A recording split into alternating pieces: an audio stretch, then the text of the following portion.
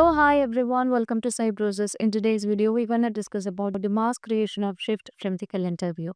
So let's move on to the planning module, and from the planning module, we can move on to the calendar view. So here you would be able to find the calendar view, and as we just move on to the calendar view, here we can find a plus icon to add the planning.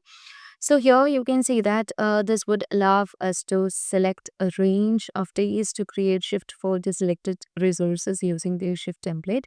Upon clicking on this, here you can see that we can just choose a shift template.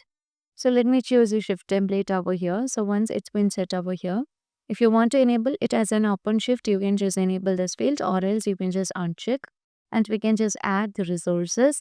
So here I would like to consider the resource as Anita, and here you can find the date and everything. So here let me set the shift over here. Okay, so if I just want to add a shift for on this date, you can see that. But if I just want to do a multi, or I mean mass creation of shift in the calendar view, use the left button of your mouse and just drag and place on the cells. You just need to add the shift in the calendar view. So here you can see that we have just added mass creation of shift from the calendar view, and this is a new feature that is available in Odoo 19 planning module.